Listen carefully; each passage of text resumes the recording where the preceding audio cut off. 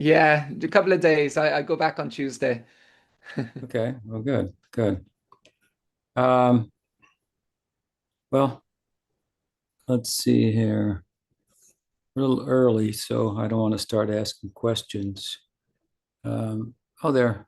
No, it's time, huh? Let's go ahead and take the questions. Okay. So the first question is from Amrita Radhe, and they ask, please could you share some ideas or guidelines on how to encourage our children in Krishna consciousness, especially preteens?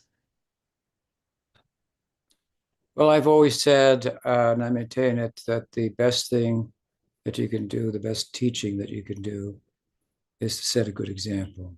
Hmm? Because children may listen to your advice uh, before they hit adolescence.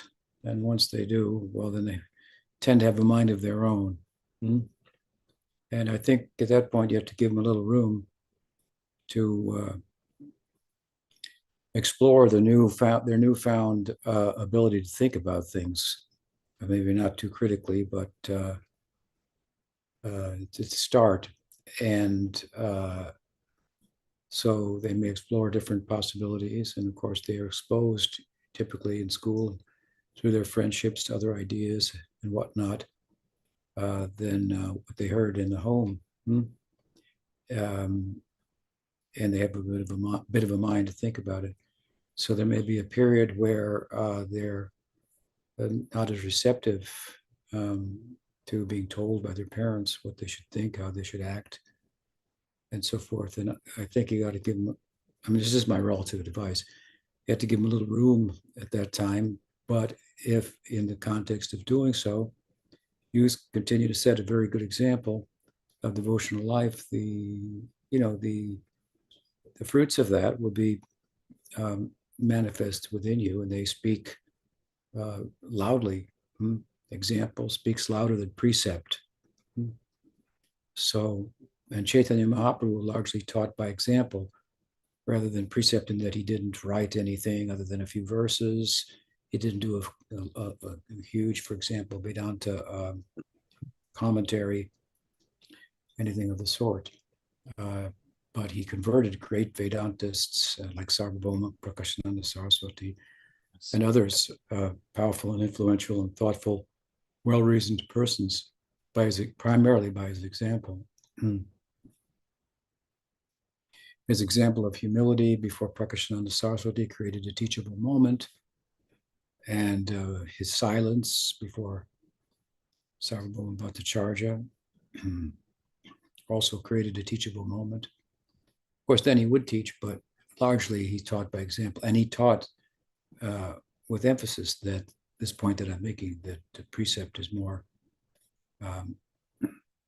convincing than, examples more powerful than precept. So your own personal example, and a little detachment from your children by way of giving them a little bit of rope, a little bit of room that they need to run with, and let it anchor to, your kindness to them, your compassion for them, and as I say, the example that you set and the wisdom that you share with them when they're open to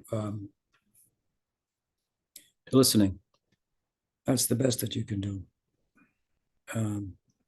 Aside from, where you live, what the association is like. If you live in a community and there are other families and they have children, and the children and your children are all, you're all devotees, and the children are devotees, then the children's friends become devotees. That's obviously ideal if you can situate yourself in a community like that. Prabhupada wanted us to do that. There's strength in numbers and so forth. But that's my general advice. Appreciate the question. The next question is from Ram Mohan.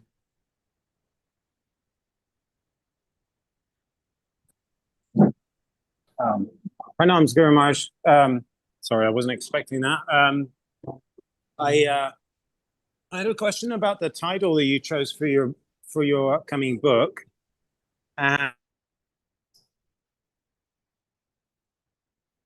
We can't hear you now. We could at first. Muted, Ram. You asked about the title of the book, but that's as far as we got.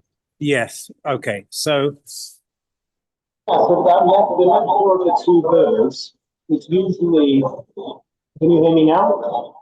Yeah, but there's a bad echo. Well,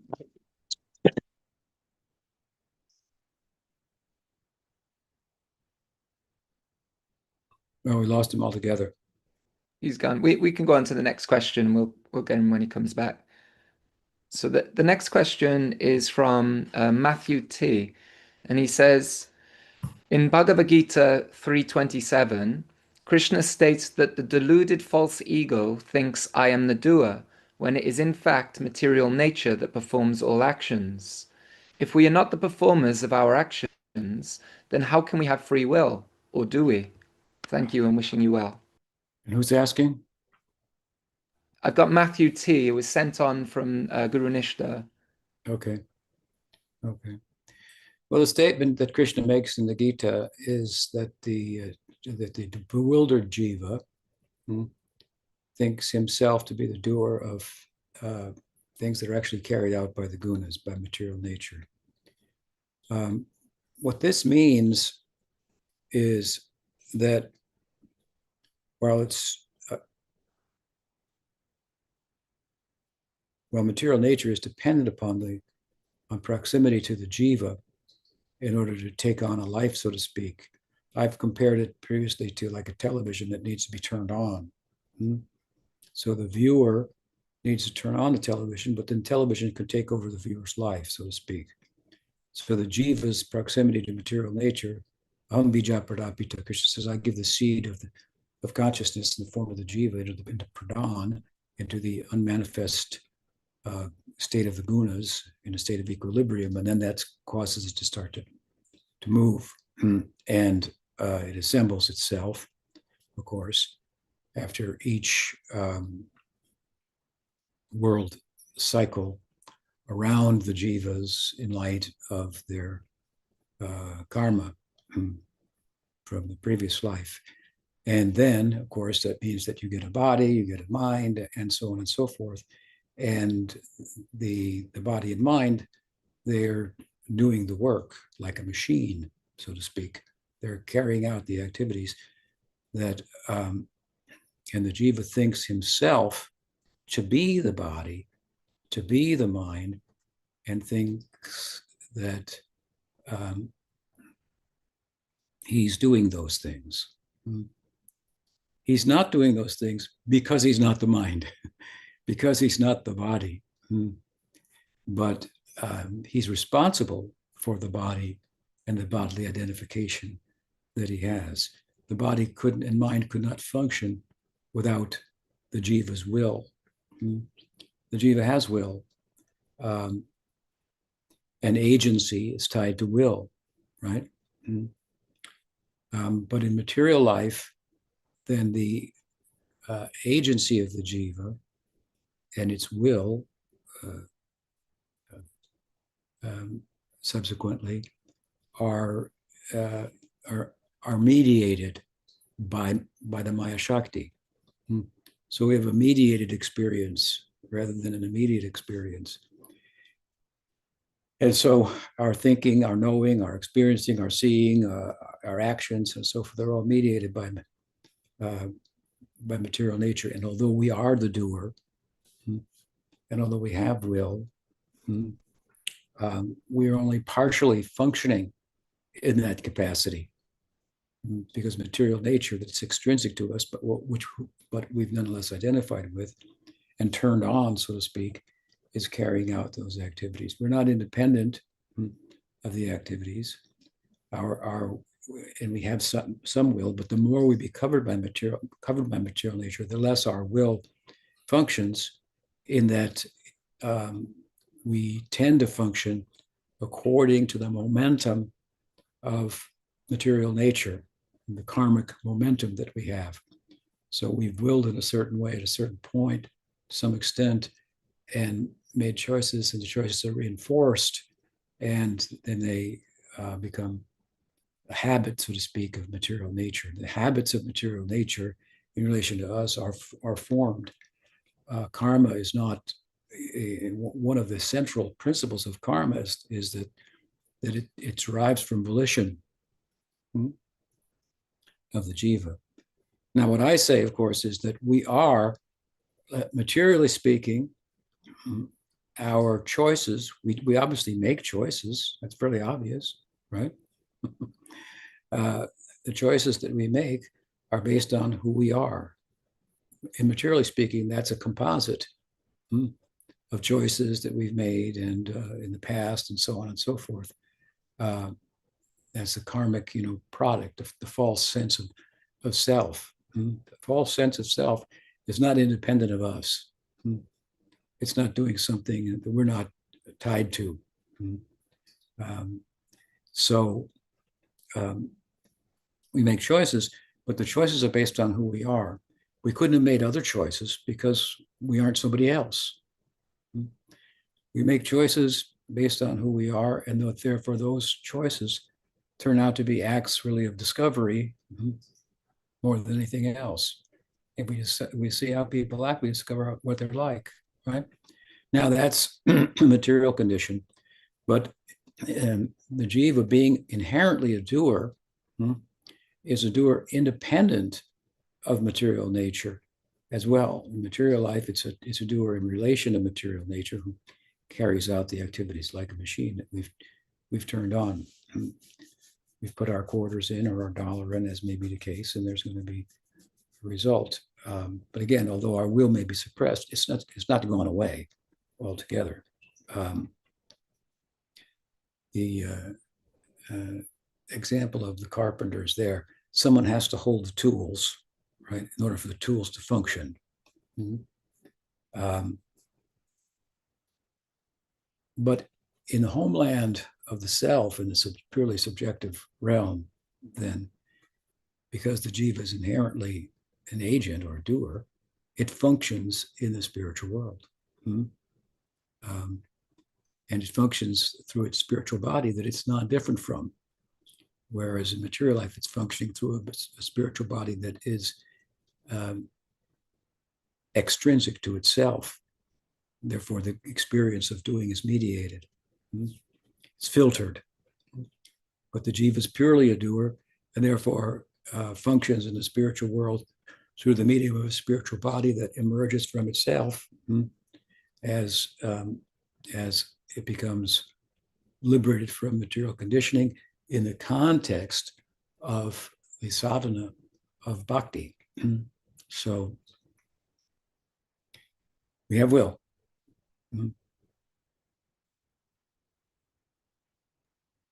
Thanks, Guru Maharaj. So Ram's back on. I think his connection might be a bit better now. Hare Krishna. Pranams, Guru Maharaj. Apologies Yes. for that mix-up before. So yeah, regarding the type.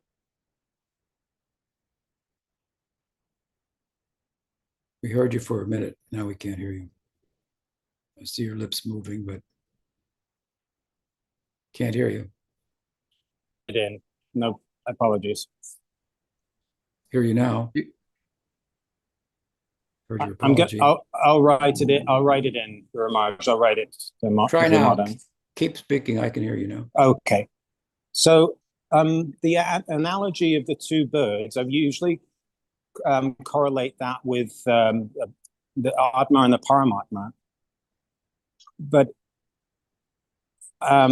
isn't the book more to do with the atma's relationship with Bhagavan, with Sri Krishna? Or how does it bridge?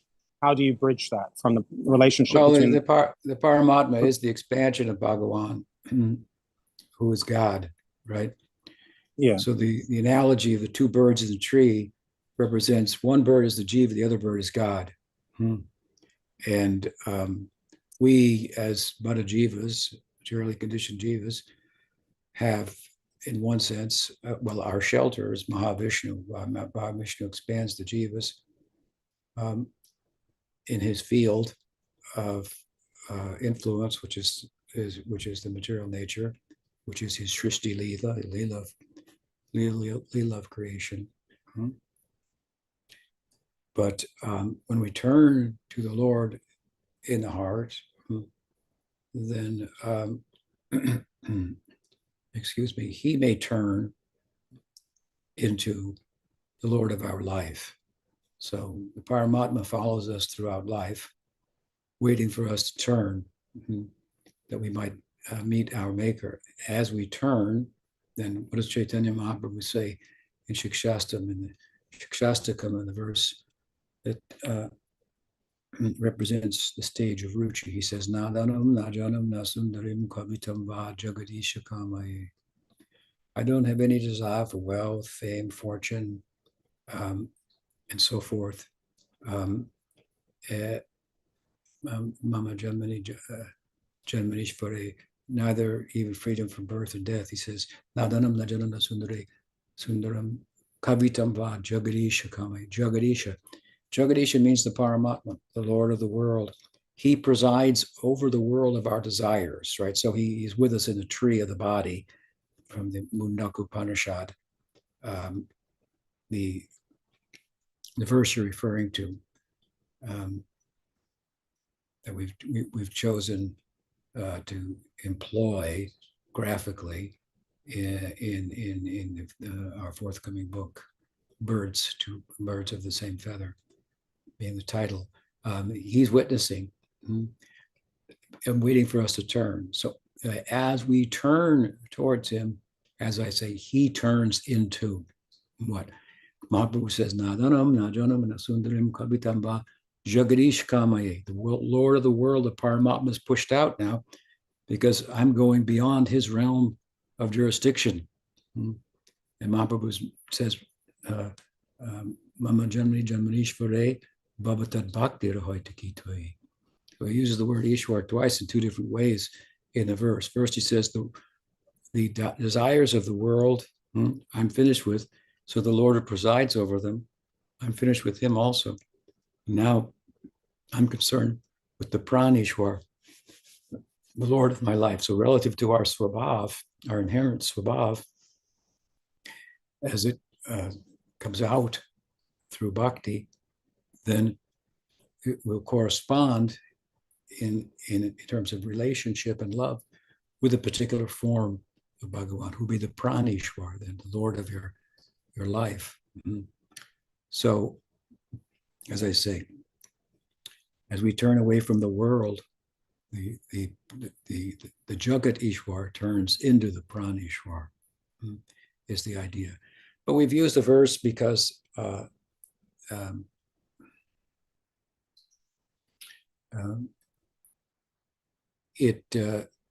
it speaks to us about a relationship between the jiva and Bhagavan, Paramatma. That said, Paramatma doesn't necessarily have to refer to the Lord overseeing the world. It means the Supreme Atma. You are the Atma and there's a Supreme Atma. To have a relationship. Hope that helps. And if you have any further question, feel free to ask.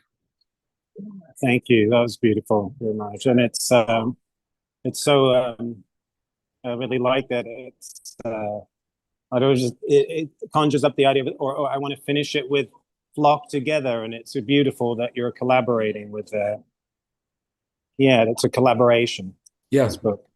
Yeah, we have six authors so far, all members of the Bhakti Vinod Paribar, from Chaitanya Saraswat Math, from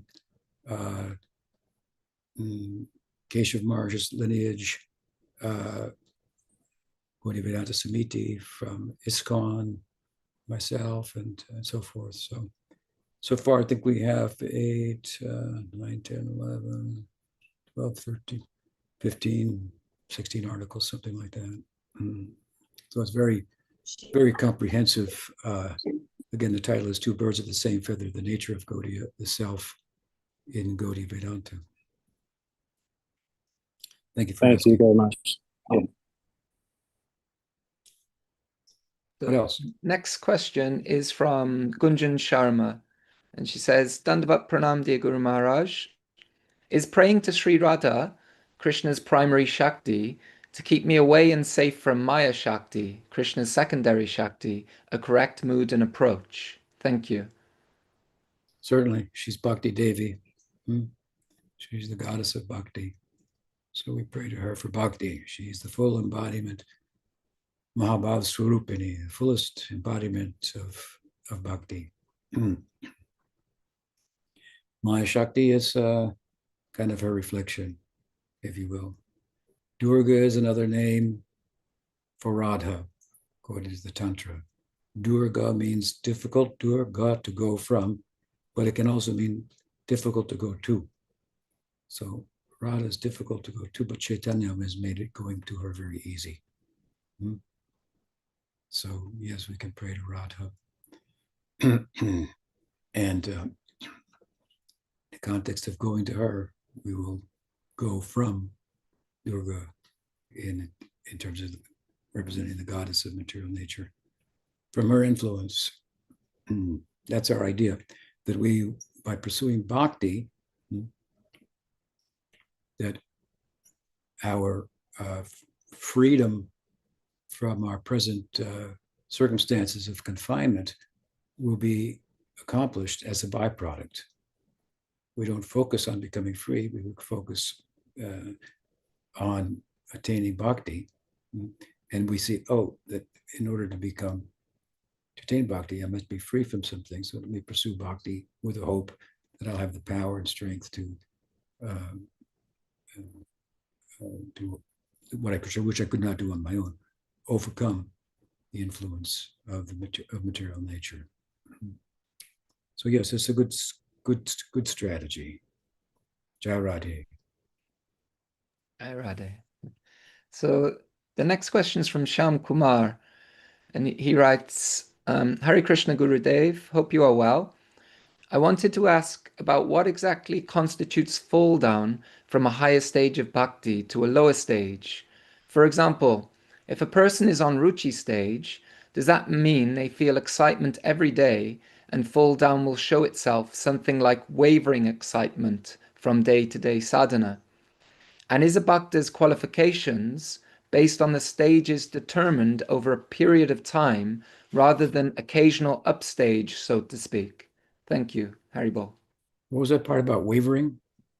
So if a person is on the Ruchi stage, so they may feel excited every day, would a fall down show itself as something like wavering excitement from day to day in their sadhana? Like sometimes they feel excited in their sadhana, enthused, some days not. To fall down? Yeah. From Ruchi. Anyway, Ruchi, there's two types of Ruchi. There's a Ruchi that derives from, that constitutes a taste that's derived from hearing, for example, Hare Krsna from someone who's very good at giving Hare Krsna, who can explain with nuance and inspiration and so forth.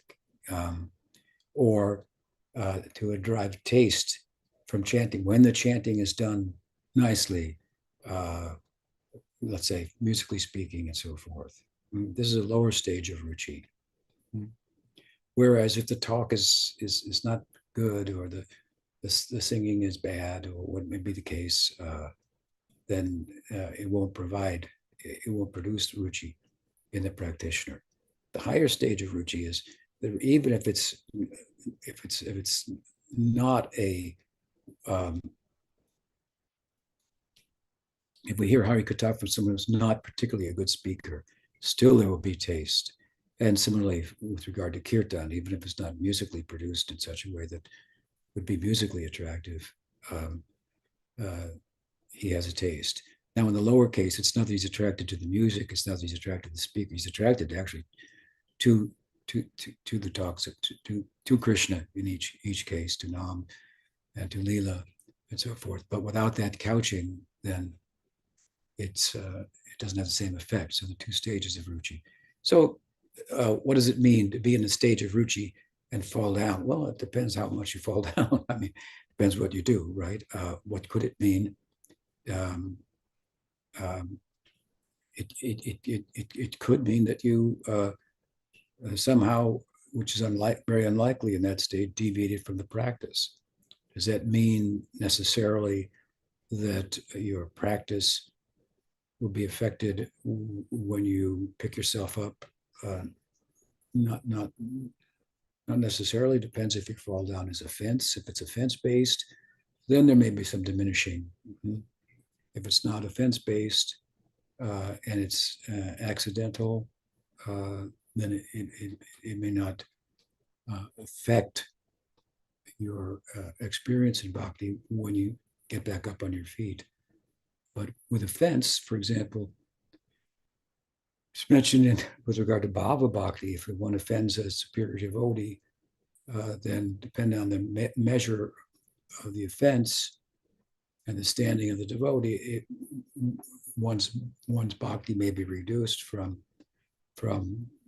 bhava to anabhas, to a shadow of bhava, or the capacity of one. This of course, this is talking not about the realized siddha, but the ankur, the sprouting of bhava. So the sprouting may be held back, and one may only experience the features of a particular bhava that correspond to a lower bhava than that which is your swarup, corresponds with your swabhav. The Kumaras, for example, they offended the gatekeepers in Vaikuntha, and although they were held back in Shantaras from attaining Dasaras, but later we see that they were attained beyond that. So that's with regard to offense. So offense is one thing. Fall down may be, another thing. It may not be connected to offense. So there are any number of factors. But you speak of wavering. That sounds more like anishta bhajana kriya than nishta bhajana kriya. Well, I don't know if you're talking about your practice wavering or your enthusiasm wavering, but when the practice is consistent and mind and senses are not able to take precedence over spiritualized intelligence, then and practice is therefore consistent. That's ruchi. Excuse me, that's nishta. That should produce a consistent taste, and still there's a stage above that called ruchi. I hope that helps. So the next question is from Gayatri, and she says, I read in Chaitanya Charitamrita that all the inhabitants in Vaikuntha look the same as Lord Vishnu, with 4 arms, carrying a conch, club, lotus, and disc. Can you please explain how this fosters awe and reverence to the Lord if there's no apparent distinction between him and everyone else? Well, that's a general description, and it pertains to a particular type of mukti called sarupya mukti, where one attains a form similar to the Lord's. The fact is, though, that there, as Bhagavad-Gita explains in some detail, there are many different forms in Vaikuntha, even forms of things that would be thought to be inanimate are forms of devotees.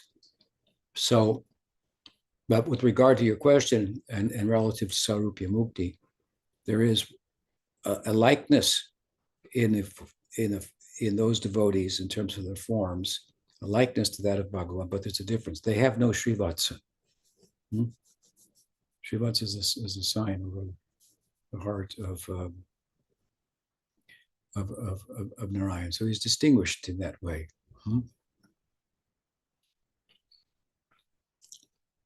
And of course, the devotees know the difference between themselves and the Lord. The idea is a form like Bhagavan's, but it's not Bhagavan's form. when Gopakumar goes to Vaikuntha, he gets met by an attendant there, a devotee there in Sarupya Mukti, and he thinks it's the Lord. He says, oh, no, that devotee, no, I'll take you to the Lord. I know I look like him, but here he is. And then the Srivats is there, and there'd be other things about him as well. But it's like the Lord. It's the spiritual body is a manifestation of Bhagavan, of his Swarup Shakti, which he's not different from. So it's a likeness, but there's a difference also. The next question is from Prem in Poland. So he says, Dear Guru Maharaj, Dandavats, it is said that in the beginning, in Satya Yuga, devotees and demons lived on different planets. Then later in Treta Yuga, they lived in different countries. Dwarapa Yuga, devotees and demons lived in different bodies. And presently in Kali Yuga, devotees and demons live in the same body. Could you clarify about Kali Yuga, how these demons exist and affect the body? Is this a description of demons or another perspective of anarthas? Sorry, is this description of demons another perspective of anarthas? Thank you. Yeah, that's a novel kind of explanation I've heard before. I've never found it, mentioned like that in the scriptures per se, but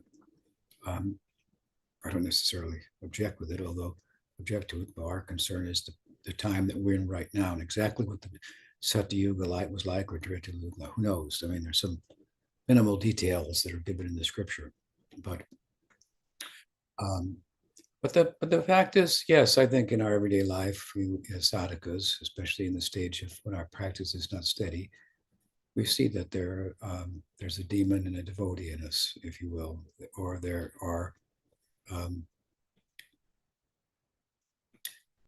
anarthas. There are false values that we've posited. Anartha means a false value that we posit and pursue, and so forth. And they're not favorable to bhakti. They're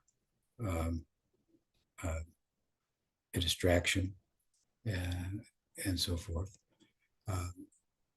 That Sadhaka Deya has been compared by Vishwanath Shakti Thakur to the Prakat Leela, the manifest Leela in the world of Krishna, where we have influences, material influences. There's a Putana that comes, there's a Trinavarta, and so on and so forth. So taking that perspective, Bhaktivinoda Thakur has also said that these various demons, if you will, in the Prakat Leela, they correspond with the demons in our own lives, which are the false values that we're identified with, the qualities that we've identified with that are not in our interest. And by meditating on Krishna's slaying the demons, then we'll get the power to overcome the demons in our life. So yes is the answer there. It could be, we could relate to the demons as anarthas, bad qualities, and so on and so forth. Question is from Brajahari, and he says, Pranam, when Vaishnavas speak about themselves, they often say that they are great sinners or even lower than a worm. In the beginning, it can be difficult to understand or adopt such an attitude without diminishing one's self-confidence. How do you explain to your disciples the true meaning of humility in devotional life? Thank you. I like the definition of Bhakti Siddhanta Saraswati Thakur. He said that humility is the absence of the enjoying spirit. So as much as we see ourselves as the center, consciously or unconsciously, we function as such. We see the world as objects that for our exploitation, ourselves being identified with the senses in touch with the sense objects for their pleasure. So when we move in relation to sense objects for the pleasure of our senses, we foster our material identity. That's what it arises out of. When we engage in with our senses in relation to sense objects for the pleasure of Krishna's senses, another identity arises, right? The inner identity of the self.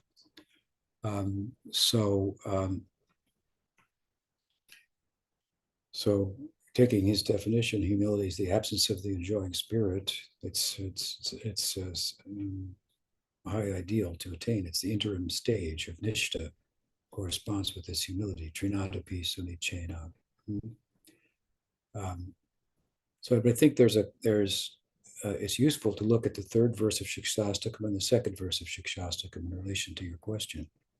The third verse of Shikshastakam is very high. Let us say I posit it as an interim goal on the way to Prem. From there, you've gone from the valley of material existence to the peak of the mountain, on the other side of which is the valley of Prem. And the journey up the hill to the top of the mountain has been very difficult with ups and downs. If you're well attached to the Guru and Guru Parampara, then even if there's a slip, you're on a rope, you go down another 100 feet, and then you can climb back up, rather than fall back into the valley. When you get to the top, however, you can see the valley at a distance, and it's all downhill from there. From Nishta, it's all downhill because the principal anarthas have been retired, which are distracting me. So my practice is steady, therefore taste will come, and attraction for Krishna, the object of my, in a particular form, the object of my taste and devotion will come into view and will enter into bhava, and so on and so forth. So so Nishta is high in that regard. It's the top of the mountain. And there's the humility that Chaitanya Mahaprabhu speaks about famously in the third verse. To really be in place, he says what? Kirtaniya Sadahari. So Kirtaniya Sadahari, Sada here means Nishta. So these things are in place. Humility, tolerance, no pursuit of honor, honoring others. These fourfold decorations of the sadhaka, they're in place in the stage of ruchi. They come as a result of the practice. They don't come extraneously by trying to attain them, but through the practice, they're a product of that. Now, the second verse of Shikshastakam, Mahaprabhu shows another kind of humility, not a realized humility that has resulted from myself coming in touch, my finite self coming in touch with the infinite. If we liken Nishta again to the top of the mountain, I'm relatively speaking, I'm no longer on the other side of the mountain. I'm in touch with the other side, and it's big. And it's big in a generous sense. It's greatly generous. Oh, and I'm embarrassed by that. And whatever lingering from the other side of the mountain may be in me, it looms large in my mind. Even as I go down the hill into the valley of Prem, I think myself unworthy because of the generosity of that plain. I've given an example before that if you go into the forest and you fall into an old dry well, how will you get out? Someone has to come and throw the rope, right? And he tells you to hold on to the rope, and then she pulls you up. When you get to the top, you don't say, wow, I really held that rope good, didn't I? You think, oh, you saved me. There was an effort on your part to hold on to the rope, but the Savior pulled you up. So the experience as we advance is that I have not advanced by my own effort. This is my effort. Help. Help. I make effort to get grace. And the grace then that I receive exceeds the effort that was put into it.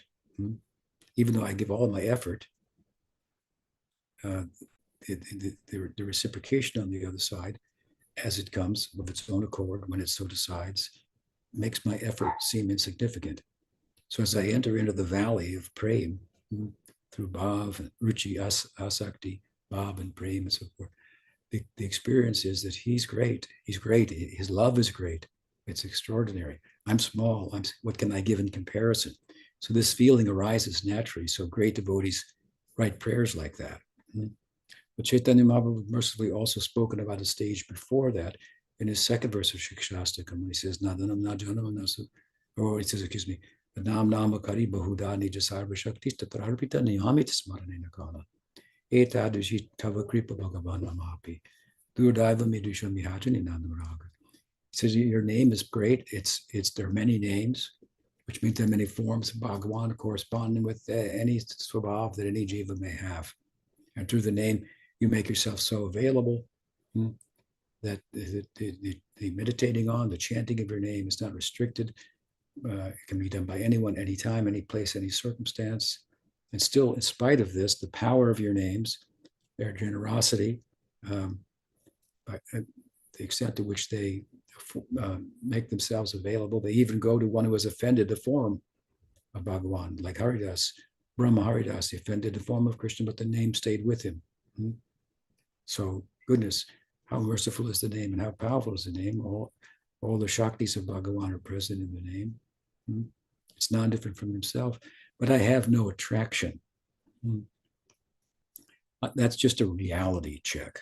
So you think about how fortunate is my circumstance, and still I'm not attracted, and then why I'm not attracted is because I have these false values that I'm holding on to.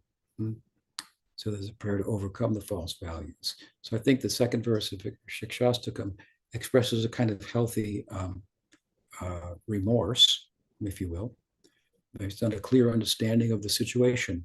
And in the 11th canto of the Bhagavatam, Krishna says, my devotees, they're neophyte devotees, they have material desire. And sometimes they function in relation to it in ways that are not productive of their spiritual life, and they feel some remorse, and that's compensated for by their healthy remorse. So there's a healthy kind of remorse, understanding the circumstances. This is where I'm at. I don't beat myself up over it to the extent that I now add some further problem to the whole practice and go away. There's a healthy and honest remorse. This is the situation I'm trying to overcome. I pray to Krishna for help and so forth. But it's different than the prayers of great devotees, as I say. So I think that second verse of Shikshastakam is a very good meditation for most devotees. Again, because it expresses remorse, but in the context of understanding the circumstance. And therefore, you have a remedy to the problem as well. You're not in a state where you don't know what the remedy is. You know what the remedy is. Then you now pray for the strength to apply yourself to the remedy.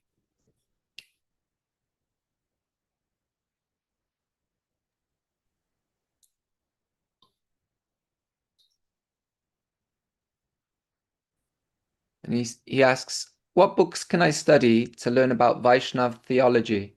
Is there any systematic study available?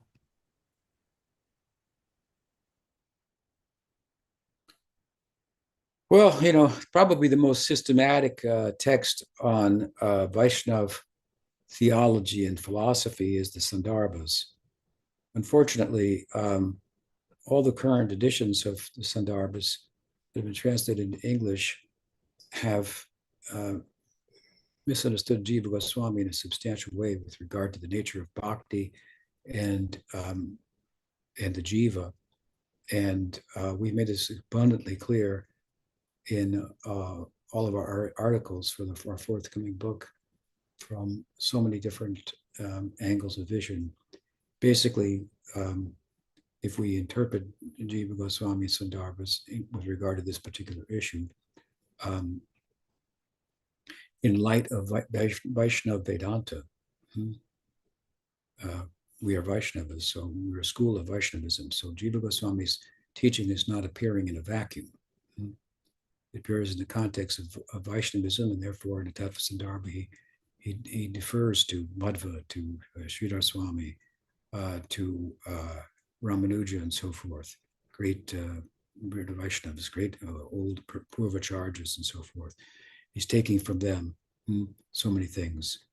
So, for example, his Jiva Tattva he takes from Ramanuja. So there are things that he has said in the text, if they're not looked at through the Vaishnava lens, and rather, as has been done in the current translations, it's looked at through the Dvaita lens or the Nyaya Vaisheshika lens, then you have a serious misinterpretation of a core issue as concerning the nature of bhakti in relation to the jiva, the nature of the jiva's relationship to its siddhadeha, for example.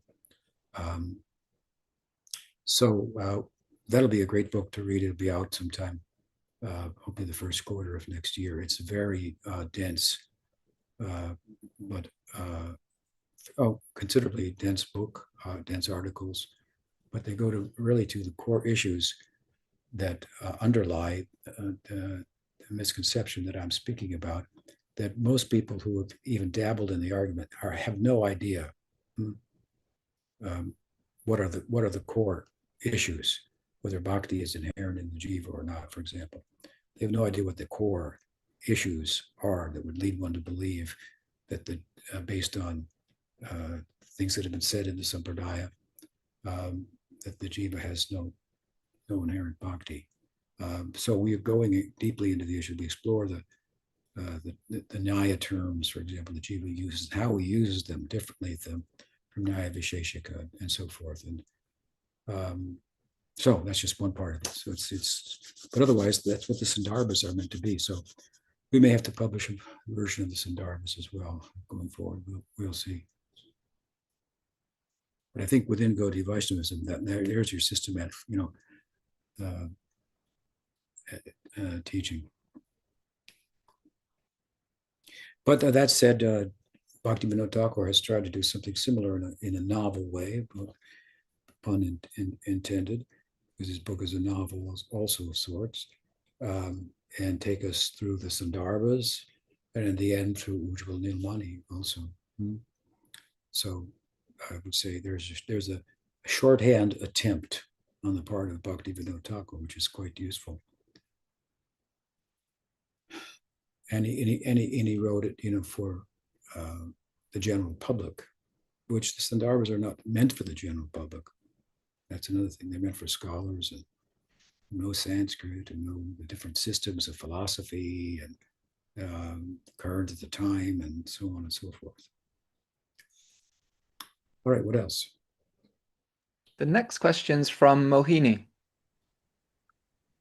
Dandavats, Guru Maharaj. So I had a question from something I read a little while ago in the Chaitanya Charitamrita. It's in Antya Leela, 2nd chapter, when so Bhagwan Acharya, his younger brother, Gopal Bhattacharya, has returned from Benares and he's been studying Vedanta. And Bhagwan Acharya wanted his brother to speak the commentary on Vedanta with the devotees, and Swarup Damodar was very against it. And he speaks some verses, why not to listen to the Vedanta from Gopal Bhattacharya.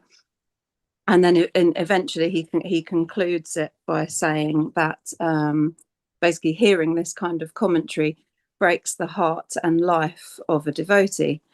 But a few verses before, this is the verse that I wanted to ask you about to explain, please, is he says, Swarup Damodar says, the Mayavad philosophy presents such a jugglery of words that even a highly elevated devotee who has accepted Krishna as his life and soul changes his decision when he reads the Mayavad commentary on the Vedanta Sutra.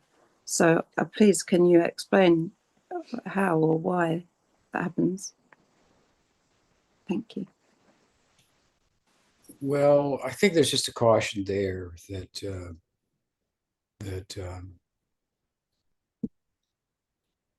for devotees not to study the Vedanta commentary of Shankar. But obviously it depends on their standing and so forth. From a scholarly point of view, from a preaching point of view, you may have to study the arguments of Shankar in order to refute them. I mean, that's what the Vaishnava tradition has done for centuries. Ramanuja did that first, and Madhva did that, and the Gaudiya Sampradaya Jiva Goswami is doing it throughout the Sandarbhas, refuting Vedanta of Advaita. In order to do that, you have to know what they say, right? So I think it's more of a caution, if you will, for neophyte devotees And we then it is a principle, that is so powerful that which would seem to apply, so powerful that great devotees will fall down. That maybe it's better, better logic, better scriptural reasoning, and so on and so forth. But no, that's not the case. It's very poorly reasoned, and actually, but it may not sound like that. But if you know Vaishnava Vedanta, I mean, there's 4 schools of Vaishnava Vedanta. There's one school of Advaita Vedanta, and all of them are arguing very, very powerfully against the conclusions, which are silly. The idea is our goal is to attain contentless consciousness, which has absolutely no meaning. What consciousness means? Consciousness of something, consciousness of no content. What is the consciousness? If there's no content, what's the consciousness, right? So, I mean, that's just one simple argument, but if we look carefully at the scripture. So anyway, I think that's a caution for neophyte devotees. And apparently one devotee was influenced by it, right? From Benares, Bhagavad-Acharya's friend or son. It was his younger brother, Gopal. Yeah. But after Swarup was quite, definite about we're not going to hear from him, then he sent his brother away. Yeah. All right, so what else? The next question is from Gunjan Sharma, and she asks, what is Sri Prabodhanandan Saraswati's connection with Vallabha Sampradaya? I've seen his name being mentioned in Radha Vallabhi texts. Well, historically, there are different opinions about Prabodhananda Saraswati, who he is, what his history is, and so forth. So different lineages may want to attach themselves to him. But the Gaudiya understanding of Prabodhananda Saraswati is that he is the son of Venkata, who was the head priest, he and his wife, head priest of the Ramanuja Sampradaya. And Chaitanya Mahaprabhu visited them, and Gopal Bhatta Goswami was enlightened by him, and from the South Indian Brahmin family. Then he went to Vrindavan, and Gopal Bhatta Goswami did, and became, the great Gopal Bhatta Goswami. I'm sorry. And Prabodhananda Saraswati was I think the brother then of Gopal Bhatta Goswami's father. So he's the uncle of Gopal Bhatta Goswami. And he was a sannyasin, and he got converted to Gaudiya Vaishnavism at the time when Mahaprabhu stayed at his brother's house. And he became the author of a number of books glorifying Navadvip, Vrindavan, and his Radharasa Sudhanidhi is one of his famous books. I think that some devotees from different sampradayas may identify that book as theirs. And it's clearly written by Prabodhananda Saraswati, but other texts attributed to Prabodhananda Saraswati, for example, Chaitanya, he wrote a book, Chaitanya Chandramrita. So you can see he was a great devotee of Lord Chaitanya. His Navadvip Dham something, he's a glorification of Navadvip Dham. He must have been a devotee of Chaitanya Mahaprabhu. The Radha Vallabha, should she ask about the Radha Vallabha Sampradaya? Yeah. It's not the Vallabha Sampradaya, but the Radha Vallabha Sampradaya. Radha Vallabha Sampradaya is different than the Vallabha Sampradaya. Excuse me. But the Radha Vallabha Sampradaya, yeah, they try to make claim to Prabodhananda Saraswati is one of us and so forth. But then why is he in his other texts praising Chaitanya Mahaprabhu and claiming himself to be a devotee of Chaitanya Mahaprabhu, unless you want to say he didn't write any of those books.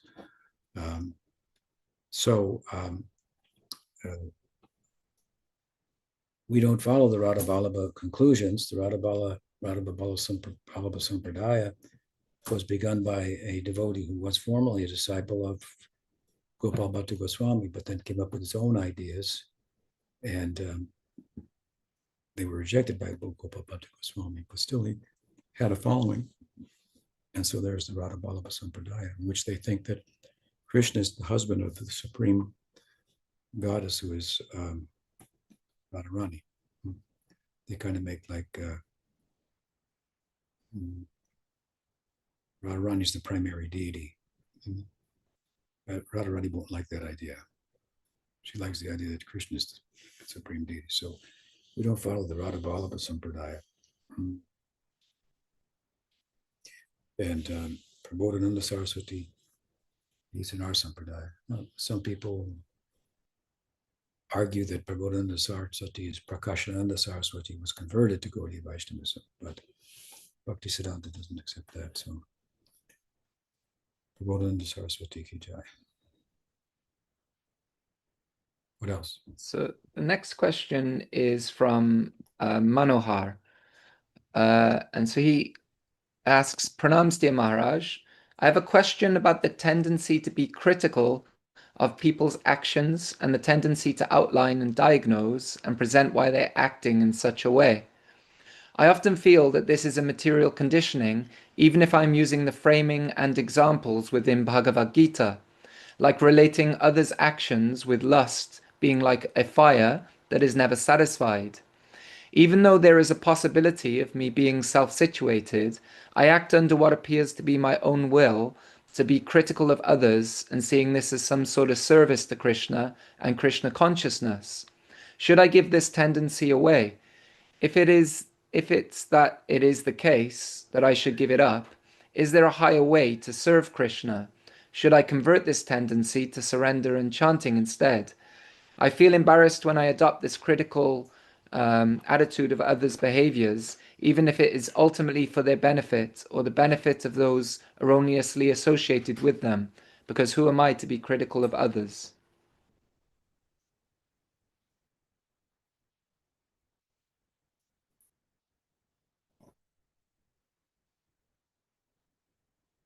Well,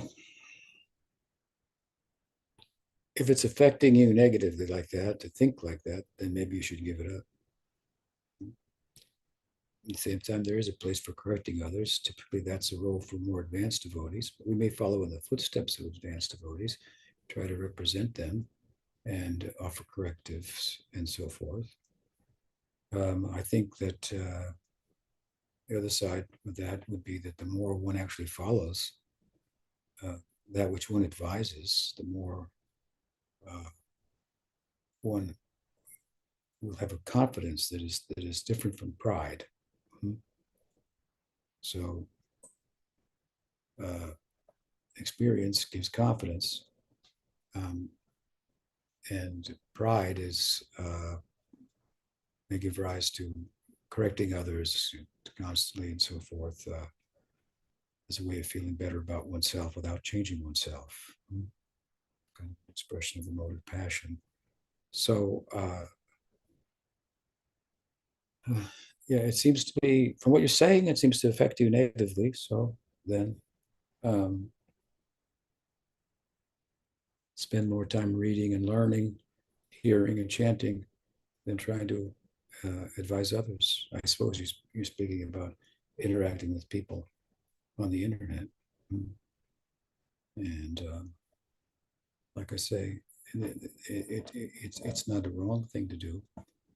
And some people can do that effectively, largely because what they're speaking about, they themselves are examples of.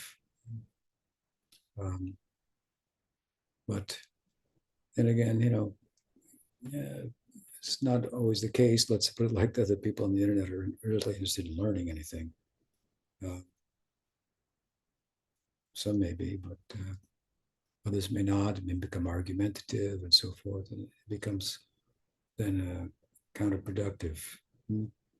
Argumentation is not an anga of bhakti. We may have to do the context of kirtan and preaching, argue and so forth, but you want to argue with persons who are interested in arriving at conclusive truth rather than arguing for the sake of arguing. And those people are harder to find. So anyway, all I can say is that from what you have said, that it's affecting you negatively. So then why continue to do it?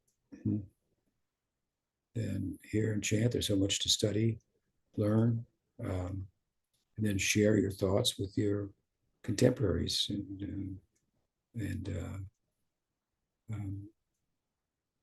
Krishna says, Bodhayanta parasparam tushanti cha bhavanti cha. Share your realizations with contemporaries. There are many God brothers, God sisters that you have.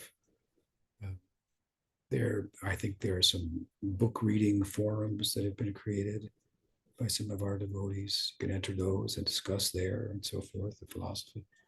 That may be a better way to use your propensity to discuss the philosophy, which seems to be what you have. I hope that's helpful. All right. Thanks, Guru Maharaj. That's we're at 12:30 now. Yeah, okay. We'll stop there. And nice to be with you all. And let's see who's here with us today. I see Mohini, I see Udarani, and yourself. I see Thomas. That must be from Finland, right? We've spoken before. I see Ram Mohan, Radha Seva, Hare Krishna. Are you in Poland now, Radha Seva? Yeah, right. Okay. And I see Namananda. Okay, he's in Poland. I see Lori and Shamananda and Sakirati. Hello, Hare Krishna. Ananda, the Guru Vakya. Guru Vakya is translating in Polish. I should have talked more slowly. Remind me at the beginning of the talk there, Sevaniti, where are you now? Somewhere. Hopefully in good association. Let's leave it at that. And Lita Saki, more articles coming. You have 3 articles coming from Brindaranya shortly. There's Harijan, who I instructed recently in an email. And there's Rohini. Are you in Sweden, Rohini? No, United States? Okay, welcome back. Yeah, good to have you here. Gayatri and her baby. What's your baby's name? Junie Pramanjali. Okay. It's a unique name, and a nice one, Chandramukhi. Are you coming to Madhavan, Chandramukhi? Okay, how's the Tulananda Maharaj? He's good? Okay, good to hear. There's Uddhava Das over in Spain. And there's Suki Krishna. Nice to see you. Drista Govinda in Colorado. We have Gaur Shakti somewhere in Poland, I assume. Right? I got your message about your recent dream. Dream on, I would say. That's very good. And we have Yabat from Chile. I didn't see you last time I came there, but I'm coming again in March, so I hope to see you there. Kishore Krishnadas, just with you. Gunjan Sharma's coming to California someday, sometimes. I may come to India before you get to California, so I'll look for you if I do. Krishna Chaitanya Das. Let's see. Vraja Balavi Devi Dasi. Hare Krishna. Where are you? Can't say. In Poland. Okay. Yeah. Okay, good. There's Johnny, also from Finland. Kanu Ram Das, North Carolina. Madan Gopal Das. I think I know you. And Ram Das and Amal Bhakti. Okay, was just with you. Manohar, also there. Portuguese translation, it says. Who's that? Is that Matura? There's Shyam Kumar. And Indranuja, Chittahari, way up in Vermont. Vijay Kumar here in California. Okay, well, nice group. Oh, here's more. Prem, he's from Poland. Prem Mantra, Brazil. Leela Shakti from Poland. Krishna Das in California. Chaitanya Charan from Chile. Rajahari, is he Mexico or Colombia? Somewhere down there. from Siddhari here in San Francisco. Murali Dar, haven't seen you in a while. I hope you're well. Gurnishta is right around the corner here from me. Here's Matthew. Okay, Matthew T. had a question. Hope we were able to answer it. There's Bhakti Devi, also in North Carolina. Mayapur Chandra, my old friend, also from Poland. And Bhajan Das. Very nice. Well, nice to be with all of you. Next week, I will not be available. What's that? Somebody asking something? No.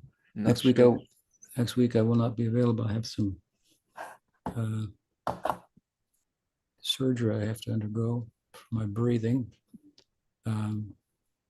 So hopefully the week after. Hare Krishna. Gaur Bhaktivinoda ki jai. Gaur Premanande. Haribol.